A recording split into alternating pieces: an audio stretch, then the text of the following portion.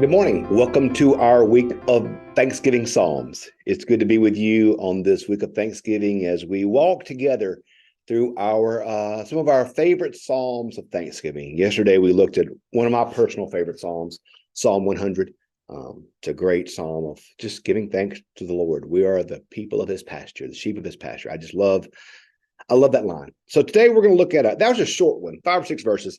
Today we're going to look at one that's a bit longer. We're not going to read the whole thing since it's so long. It's 43 verses. We're going to look at Psalm 107 today. Today's psalm is a beautiful psalm that remember I've shared with you before. The Psalms are the hymnal for the Jewish people. These were the songs they would sing as they went into the synagogue, the songs they would sing as they went to the temple. These were their hymns. And so today's psalm, in many ways, reminds me of the great Christian hymn, A Mighty Fortress is Our God. I love A Mighty Fortress is Our God. It's one of my favorite hymns that we sing, primarily because Luther in this hymn tells the complete gospel. I mean, like Luther, when you read the words to A Mighty Fortress is Our God, you see Luther telling you, goodness, the entire story of the gospel. It's a beautiful, powerful, wonderful song. So to me, Psalm 107 kind of feels like that for the Jewish people. And let me walk you through why I say that. This psalm retells their history. It is entitled, I've shared with you before that the Psalms many of them have little titles on the beginning of the Psalm. This one is entitled Thanksgiving for Deliverance from Many Troubles. And so I'll read some of the initial verses. I'll read through around verse 9. Oh, give thanks to the Lord, for he is good, for his steadfast love endures forever. Let the redeemed of the Lord say so, those he redeemed from trouble and gathered from the lands, from the east and from the west, from the north and from the south. Some wandered in desert waste, finding no way to an inhabited town. Hungry and thirsting, their soul fainted within them. They cried to the Lord in their trouble. He delivered them from their distress. He led them by a straight way until they reached an inhabited town. Let them thank the Lord for his steadfast love, for his wonderful works to humankind. For he satisfies the thirsty, and the hungry he fills with good things.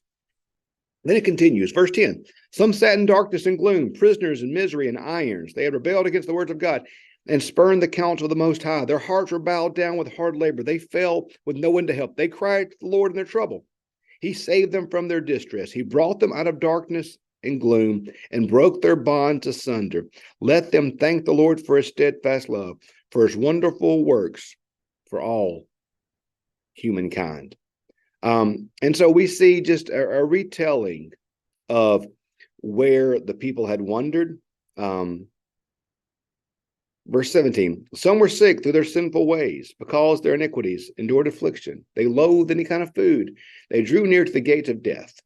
Verse 23. And then, okay, well, in verse 21, we echo what we've already seen before. In verse 15, verse 8, it says this, let them thank the Lord for his steadfast love, for his wonderful works to all humanity. Verse 15, let them thank the Lord for his steadfast works, for his wonderful works of humanity. Verse 8, let them thank the Lord for his steadfast love, his wonderful works of humanity. So we see this pattern throughout this psalm, a retelling of what God had delivered them from, a retelling of what God had saved them from. And then it is punctuated by that chorus, let them thank the Lord for his steadfast love, for his wonderful works to all humankind. Over and over again. Verse 23, some went down to the sea in ships, doing business in the mighty waters, and saw the deeds of the Lord, his wonderful works in the deep. He commanded and raised the stormy wind. Verse 31, let them thank the Lord for his steadfast love, for his wonderful works to all humankind. 33, he turns the river into a desert. He springs of water into a thirsty ground, fruitful land into a salty waste, because the wickedness of the inhabitants. He turns a desert into pools of water, a parched land into springs of water. And there he lets the hungry live. They establish a town to live in. They sow fields and plant vineyards to get a fruitful reply. We see here that all of these things, we see how the Lord's at work in them. And so he has delivered so many from so much. He has saved so many from so much. And I think there's an old line from an old Steven Curtis Chapman song back in the 90s that I love. The song is entitled Remember Your Chains. Remember your change. Remember the prison that once held you before the love of God broke through. Remember the place you were without grace when you see where you are now. So remember your change. Remember your chains are gone. I think this is a great reminder in the psalm to remember your chains. We don't want to be held captive by our sufferings and our mistakes and our failures. We don't want to be held captive by the things we've done wrong or the mistakes we've made or the failures we've endured or the pain we've suffered. We don't want these things to hold us captive. We don't. But we want to remember what we've come from. We want to remember what we suffered and how it was the Lord our God who delivered us. We want to remember what we've endured and how it was the Lord our God who freed us from these things. That we wandered in the desert and the Lord saved us. That we sat in darkness and gloom and the Lord saved us. That we were sick because of our sinful ways. The Lord forgave us.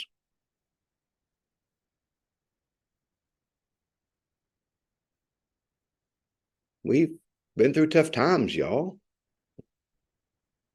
And if you haven't been through tough times, thank the Lord that you haven't. Well, we've all endured all manner of illness, or sickness, or pain, or hurt, or loss. All of us, y'all. We've been through these things. Every one of us. We've all been through these things. And we can thank the Lord that He has brought us through them. And if He has not brought us through them, we can thank the Lord that He will bring us through them. One of the most powerful things we can do, one of the most powerful things we can be thankful for is to look upon what we've suffered, to look at what we've done, to look at how we've even failed. Some were sick through their sinful ways, the mistakes we've made, and to understand that we are forgiven, to understand that God has forgiven us, to understand what God has brought us through. Think of the pain you've endured in church, potentially, in work, in family, in relationships. We've all been there, haven't we? We've all felt hurt in different ways. We've all felt pain in different ways. But we can rejoice. Why? Let them thank the Lord for His steadfast love, for His wonderful works to humanity. The Lord's steadfast love has always been with us. No matter what we've gone through, His steadfast love has been with us. When He has brought us through to the other side, His steadfast love has been with us. No matter what has happened in our life, His steadfast love has been with us. He has never left nor forsaken us because His steadfast love is always with us. There is that, the word steadfast love is a common theme in the Psalms. It's one of my favorite Psalms, the concepts you see over and over again in the book of Psalms, that God's steadfast love endures forever. That we never have to doubt that God's love will never leave us nor forsake us, and that it is steadfast, it is consistent, it never is shaken, it is always there. The ground under your feet may feel shaking. The ground under your feet may feel uncertain. The path in front of you may look uncertain. The path behind you may look uncertain. Whatever you find yourself now may seem uncertain. But thank the Lord for His steadfast love, His unshaking, unquenchable, unmovable, unshakable, steadfast love that wraps you in His arms forever. So I love this psalm because it's a reminder to look back upon what we've endured, to look back upon the things that we've gone through, to look back upon the struggles and the trials, but to thank God for His deliverance in the midst of these, because His steadfast love endures forever. So today, look back upon what the Lord's brought you through. Look back at where you've been. Remember your chains and thank God for his steadfast love that never leaves. So we have much to be thankful for. So I hope you're enjoying our Psalms of Thanksgiving this week, and we'll continue throughout the rest of this week. I hope you have a great day today, and we'll see you tomorrow. Thanks for being with us.